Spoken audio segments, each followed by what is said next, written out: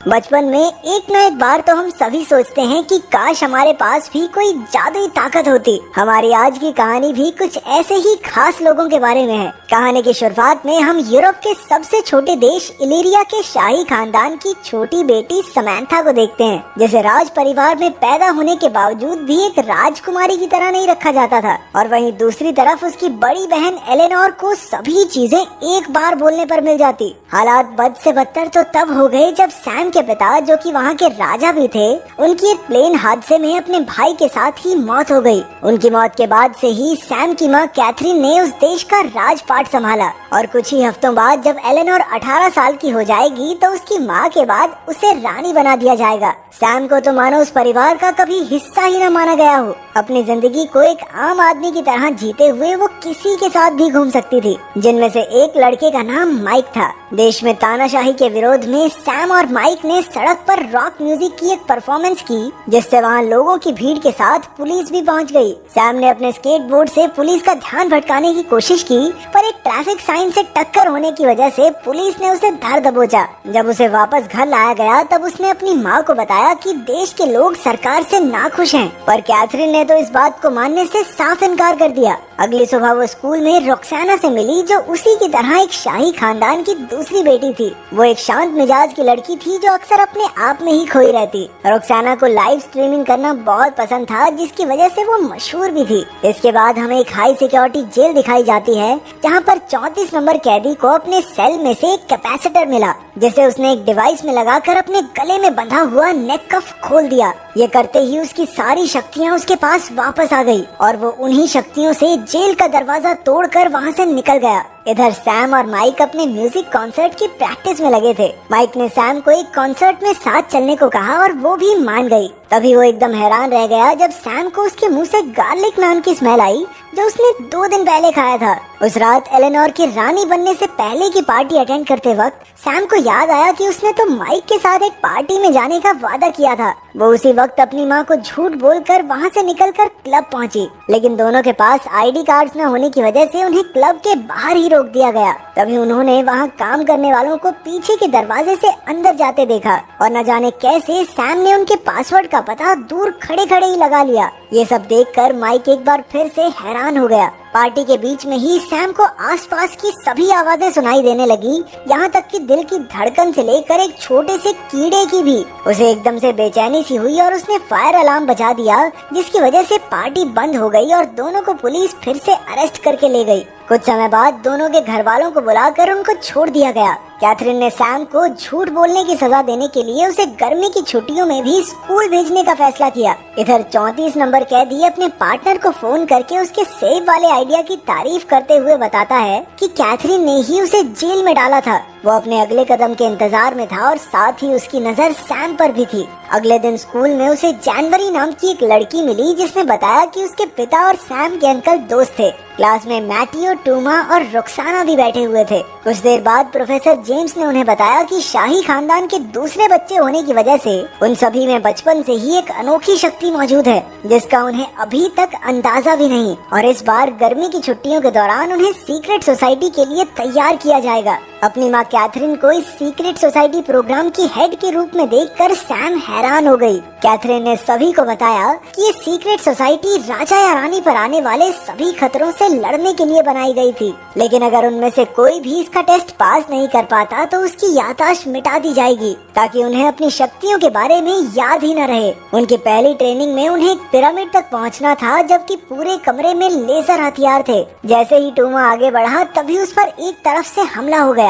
धीरे धीरे सभी आगे बढ़ने लगे और अपनी शक्तियों के बारे में जानने लगे। रोक्सोना के पास गायब होने की शक्ति थी। टूमा अपनी शक्ति से लोगों को काबू कर सकता था और इधर दूसरी तरफ सैम को बारीक से बारीक चीजें सुनाई और दिखाई देती थी, जिसकी वजह से वो बाकी सबके मुकाबले बहुत तेजी से टेस्ट को पास कर रही थी। पर सभी स्टूडेंट्स अपने पहले टेस्ट में फेल हो गए। इसके बाद जनवरी को पता चला कि उसके पास दूसरों को बस छूकर कुछ देर के लिए उनकी शक्तियाँ चुराने की ताकत थी और मैटियो कीड़ों को अपने वश में कर सकता था। अगले दिन सभी को उनकी शक्तियों के हिसाब से उन पर काबू पाने के लिए एक्सरसाइजेज दी गई। सैम को एक स्पीकर से भरे कमरे में ले जाकर आवाजों को ध्यान से सुनने को कहा गया। टूमा को एक चार्ली नाम के कुत्ते को अपने काबू में लाने का टास्क दिया गया। मैटियो को कीड़ों को पूरी तरह अपने वश में लाने का काम मिला। उधर रॉक्सोना को बर्फ और बारिश में अपनी शक्तियों का इस्तेमाल करना सीखना होगा। जनवरी को अपनी शक्तियों के दम पर एना से उसकी पानी के नीचे सांस लेने की क्षमता सीखनी थी। जेम्स ने बच्चों का टेस्ट लेने के लिए जानबूझकर सैम को जहरीला खाना पकड़ाया,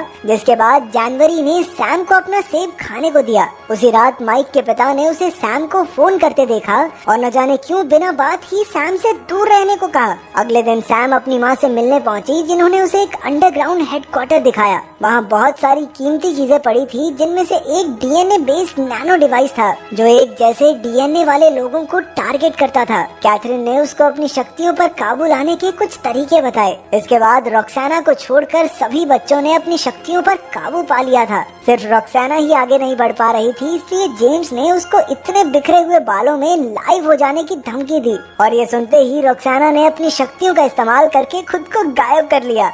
ये होती हैं लड़कियाँ। राजा रानी मारे जाएं, याददाश्त चली जाए, फर्क नहीं पड़ता, लेकिन इंस्टाग्राम पे गंदे बाल वाली फोटो नहीं जानी चाहिए। अब सभी स्टूडेंट्स अपनी शक्तियों को पूरी तरह से पहचानने लगे थे और ये देखकर जेम्स बहुत खुश था। उस रात सैम को माइक के साथ एक कॉन्सर्ट में जाना था, पर तभी जेम्स ने सभी को उठाकर उन्हें अपने पहले मिशन पर चलने के ऑर्डर्स दिए, जो था एक अनमोल चीज को चोरी होने से बचाना। जगह पर पहुंचकर सैम ने अपनी शक्तियों से चोर का पता लगाया और फिर सबने उसका पीछा करके उसे धर दबोचा। पर असल में वो चोर नहीं बल्कि जनवरी की कोच थी और ये तो बस उनका ध्यान भटकाने के लिए किया गया था। वो सभी अपने दूसरे मिशन में भी फेल हो गए और ये देखकर जेम्स बहुत नाराज हुआ और उसने अगले दिन की क्लास कैंसिल कर दी। सैम ने माइक को कॉन्सर्ट में न आने के लिए माफी मांगी, पर वो उसे सच नहीं बता सकती थी कि आखिर उसके साथ चल क्या रहा है और इसी बात से बेचारा माइक परेशान हो गया। अगले दिन छुट्टी होने की वजह से सबने बाहर घूमने जाने का प्लान बनाया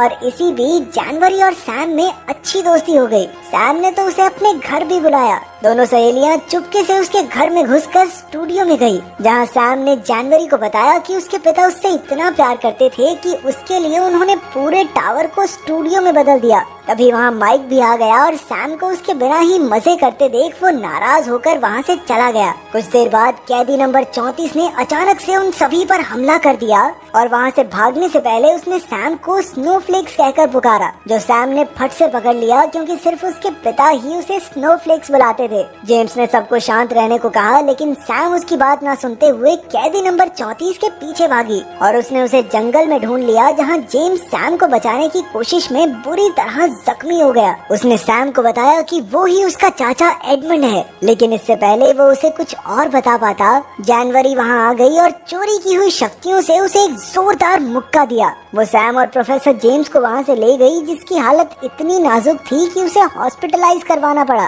कैथरीन को अब हार मानकर अपनी बेटी को सारा सच बताना ही पड़ा। उसने बताया कि एडमंड ने ही राजा बनने के लिए उसके पिता को मार दिया था और उसके इस गुनाह की वजह से कैथरीन ने उसे हाई सिक्योरिटी जेल में बंद कर दिया था। सैम अपने चाचा से मिलने जेल पहुंची, जहां एडमंड ने उसे बताया कि वो दरअसल देश में तानाशाही को पूरी तरह खत्म करना चाहता था, ताकि सभी लोग बराबरी से जी सकें। उसे पहले तो लगा था कि उसका भाई राजा बनने के बाद कुछ बदलाव लेकर आएगा, लेकिन बहुत इंतजार करने के बाद भी कोई बदलाव नहीं आया, इसलिए उसने दिल पर पत्थर रखकर उसे मार दिया। इसके बाद वो अपनी बड़ी बहन से मिली, जिसने उसे विश्वास दिलाया कि रानी बनने के बाद वो इस देश में बदलाव जरूर लाएगी। उसने अपनी बहन पर विश्वास कर लिया और बाकी सब भी एलेनोर के राज अभिषेक में उसकी पूरी सिक्योरिटी का ध्यान रखने के लिए तैयार हो गए। उस रात सैम हॉस्पिटल जाकर जेम्स से मिली और उसने जेम्स से माफी मांगी। राज्याभिषेक वाले दिन दुनिया के सभी शाही खानदान के लोग वहां पहुंच गए। टूमा उस दिन अपनी शक्तियां इस्तेमाल नहीं कर पा रहा था,